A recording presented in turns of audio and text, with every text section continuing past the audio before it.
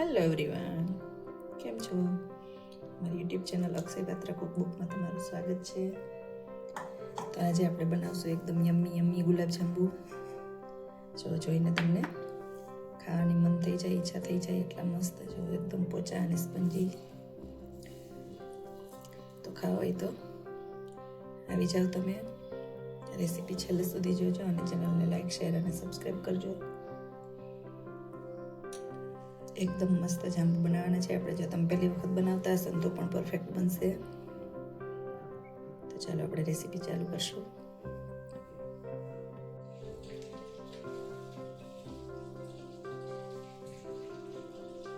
તો તૈયાર થઈ ગયું છે આપણું પનીર. હવે આપણે રસગુલ્લા કે ગુલાબજાંબુ કંઈ પણ એમાંથી બનાવી શકીએ. તો સૌથી પહેલા આપણે પનીર લઈ લીધું છે.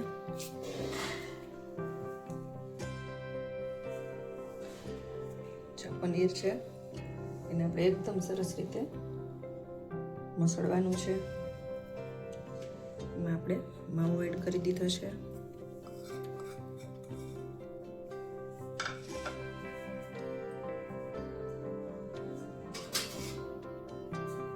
એક ચમચી મેંદો. હવે આ રીતે આપણે મદદથી એને એકદમ સરસ મસળવાનું છે.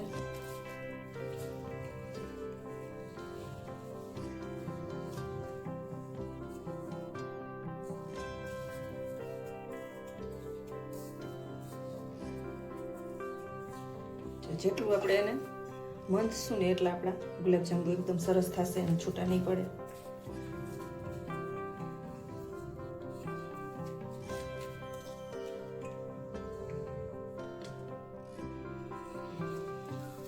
આ જ રીતે આપણે જેટલું તમે મસળી શકો ને તમારા હાથ દુખવા ન મળે ને ત્યાં સુધી એને મસળવાનું. એટલે પનીર આપણું એકદમ સ્મૂથ થઈ જશે અને ગુલાબજાંબુ પણ તમારો પોચા બનશે.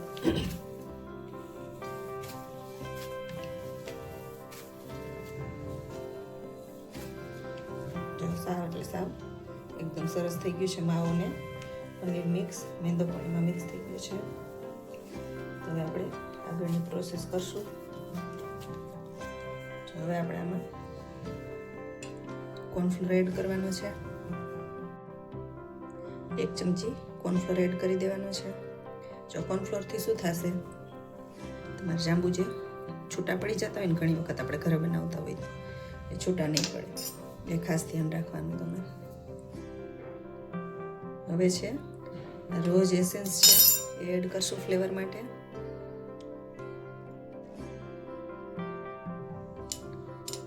આપણે બહુ જ ઓછું કરશું અને ન એડ કરો તમારી પાસે ન હોય તો પણ ચાલે. આપણે અહીંયા લઈ લીધું છે.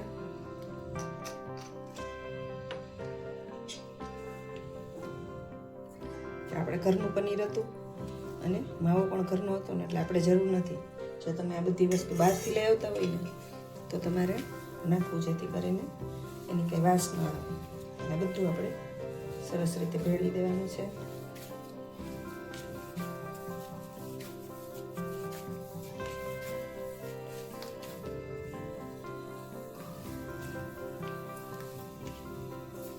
તમારાથી વળે નહીં ને તો આમાં તમારે શું કરવાનું, 1 ચમચી જેટલી મલાઈ એડ કરવાની. બાકી આપણે તો આમાં સરસ વળી જાય એટલું મુલાયમ જ છે. જો તમે ઘણા લોકો ચમચી 1 જેટલો રવો પણ એડ કરતા હોય, આપણે અહીંયા રવો કે કંઈ એડ નથી કરવાનું. બસ આના જ એકદમ સરસ બનાવી દેવાના છે ગુલાબજાંબુ. ખાવા હોય તો આવી જાઓ. હજી સુધી મિત્રો ચેનલમાં નવા હોય અને ચેનલને સબસ્ક્રાઈબ ન કરી હોય તો પ્લીઝ સબસ્ક્રાઈબ ચોક્કસ કરી દેજો, કારણ કે એમાં તમારે કાંઈ ખર્ચો નથી. અને અમે અવનવી રેસીપી મૂકશું અને તમારી સાથે શેર કરશું તો તમને પણ જોવા મળશે. સાથે લાઈક કરી દેજો અને સગાવાલાને પણ શેર કરજો.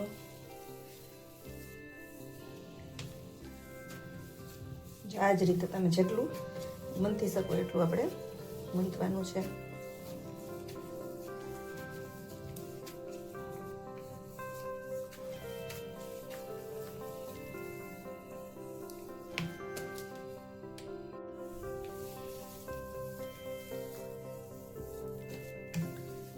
એકદમ સરસ મસળી તૈયાર થઈ ગયો છે.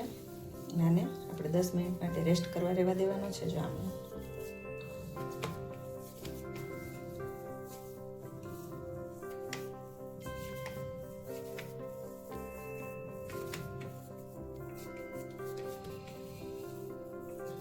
10 મિનિટ માટે રહેવા દઈશું અને આ રીતે ઢાંકી દઈશું.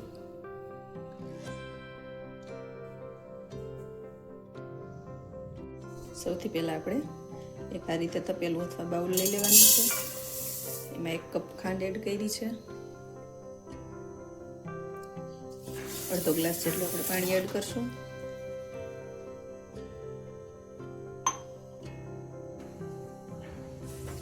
ગેસ ચાલુ કરી અને ખાંડ આપણે ઉગાડી લઈશું.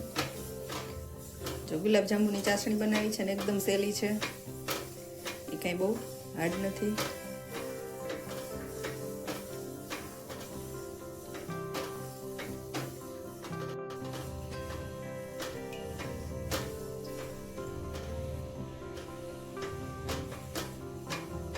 આ રીતે એક જ લેયરમાં ખાંડ ઉગાડી લેવાની છે. નાની એક તાર જેટલી આપણે ચાસણી નથી કરવાની, બસ ફક્ત 7 થી 8 મિનિટ ઉકાળશું ને એટલે આપણે ગુલાબજાંબુ માટે રેડી ચાસણી થઈ જશે.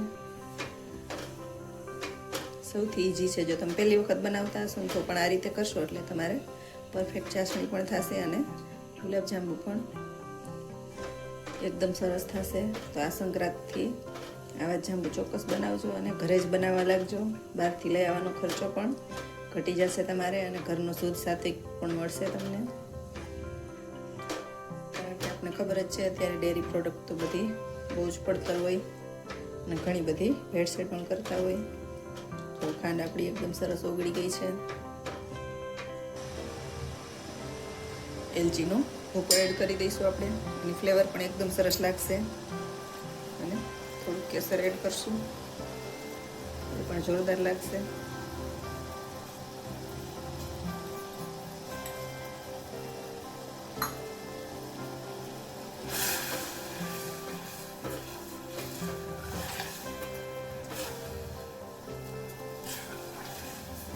જો તમને એલચી પસંદ ના હોય તો તમે સ્કીપ પણ કરી શકો.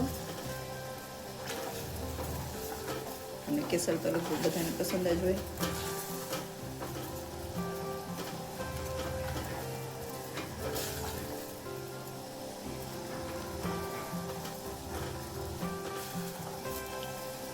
જો કેસરનો એકદમ સરસ રંગ પણ આવી ગયો છે અને સુગંધ પણ એકદમ સરસ આવવા માંડી છે. અને આપણી લગભગ ચાસણી પણ થવા આવી છે. હવે આપણે ગેસ બંધ કરી દઈશું.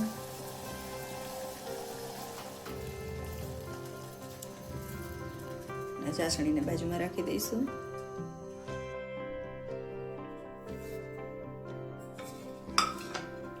એકદમ સરસ સ્મૂથ થઈ ગયું છે. હવે આપણે ગુલાબજાંબુ વાળી લેવાના છે. એક વખત આ રીતે આપણે થોડુંક મસળી લઈશું.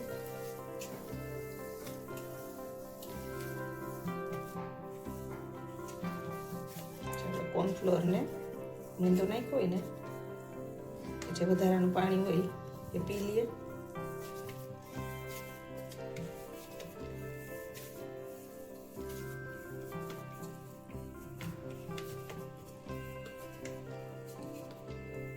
આ રીતે આપણે મનપસંદ શેપ આપી દેવાનો.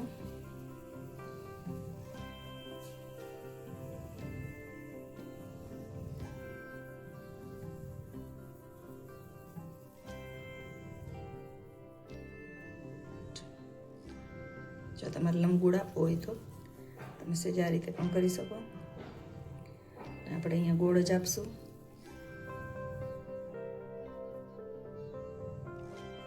આ જ રીતે આપણે બધા જ ગુલાબજાંબુ વાળી લેવાના છે. નાના મોટા તમારી પસંદગી પ્રમાણે.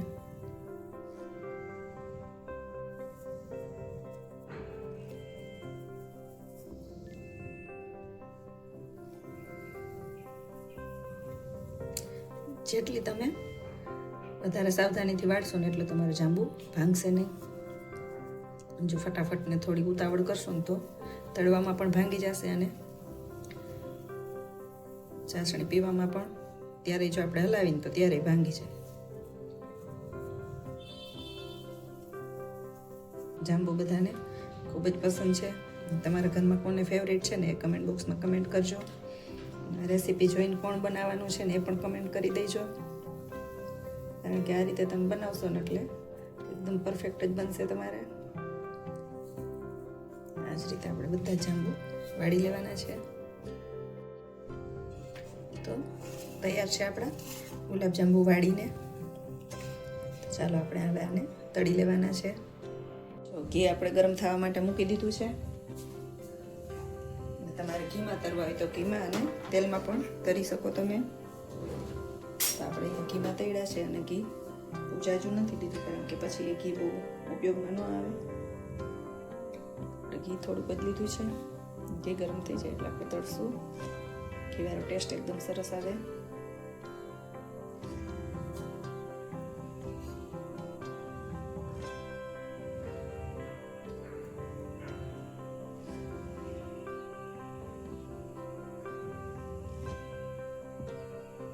ઘી ઠંડુ જ લાગે છે, થોડીક વાર રહેવા દઈશું. આ રીતે એકદમ સરસ ધીમા તાપે આપણે તળી લેવાના છે.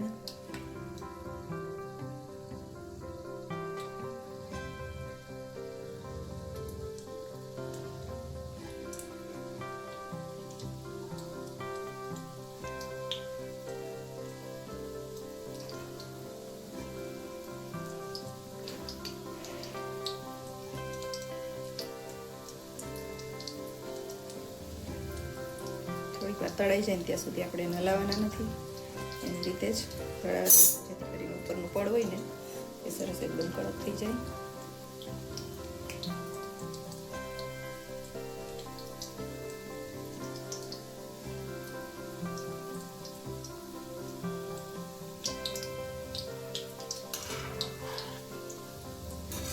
આ રીતે ધીમે ધીમે આપણે એને ફેરવવાના છે.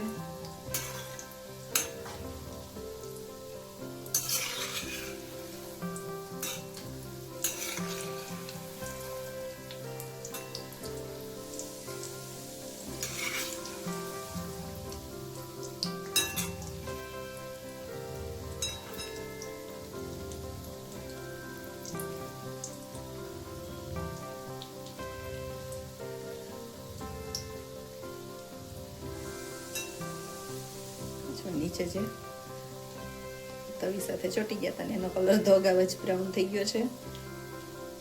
કાંઈ વાંધો નહીં, આપણે બ્રાઉન જ કરવાના છે.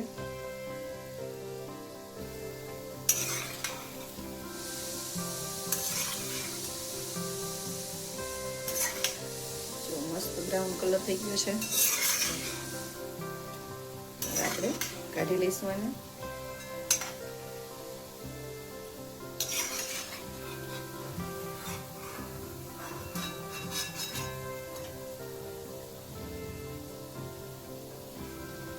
લાગે છે ને તૈયાર લીધા વહેલા જ.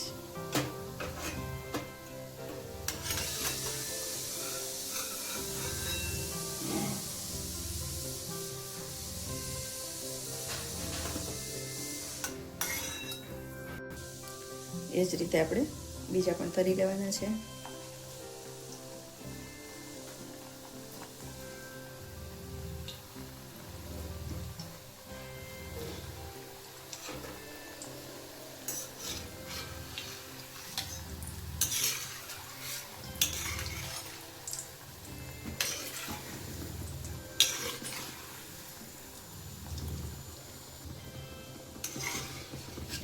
સુગંધ એકદમ મસ્ત આવે છે તળાવવાની, અને જે તળાઈ ગયા છે ને એ પણ જોવો તમે એકદમ સરસ. એક પણ તૂટ્યું નથી જાંબુ, આપણું એકદમ પરફેક્ટ વેડા છે.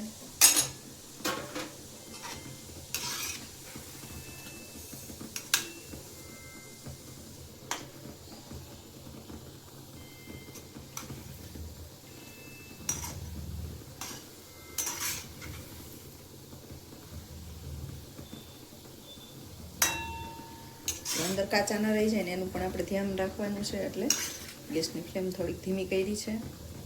એટલે તળાતા વાર લાગે પણ અંદરથી કાચા ન રહીએ. તળાઈ ગયા છે આ પણ, અને આપણે કાઢી લઈશું. એકદમ સરસ બ્રાઉન થઈ ગયા છે. બહારથી લઈ આવીને એવો જ કલર થયો છે.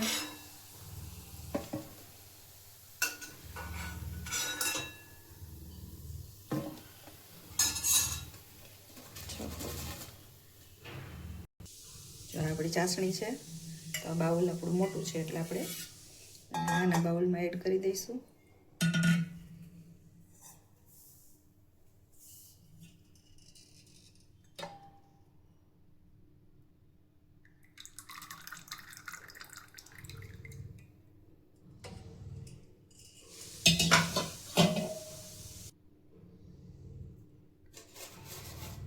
હવે આપણે જાંબુ એમાં એડ કરી દેવાના છે. જો ગરમ ગરમ જ એમાં એડ કરશું ને એટલે ચાસણી એકદમ પી જશે.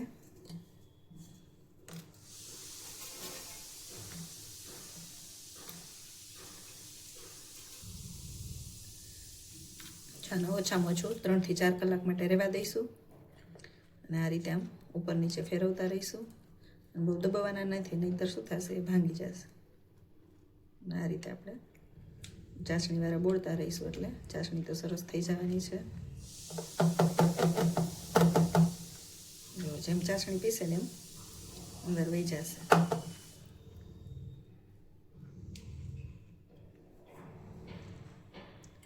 અને આપણે ઢાંકીને રહેવા દઈશું. 3 થી 4 કલાકમાં એકદમ મસ્ત બની જશે. ત્યાં સુધી આપણે ઢાંકીને રહેવા દઈશું. ચાલો પછી હું બતાવું તમને. જો તો જાંબુ આપણે એકદમ સરસ તૈયાર થઈ ગયા છે, અને ચાસણી પણ પી ગયા છે. જો એકદમ પોચા. જો તો કેવી લાગી રેસીપી કમેન્ટ બોક્સમાં કમેન્ટ કરી દો. અને આ રીતે જાંબુ તમે ચોક્કસ બનાવજો. સાથે લાઈક કરજો, શેર કરજો અને સબસ્ક્રાઈબ કરવાનું ભૂલતા નહીં. Thank you for watching. Bye bye. Next વિડીયોમાં મળશું.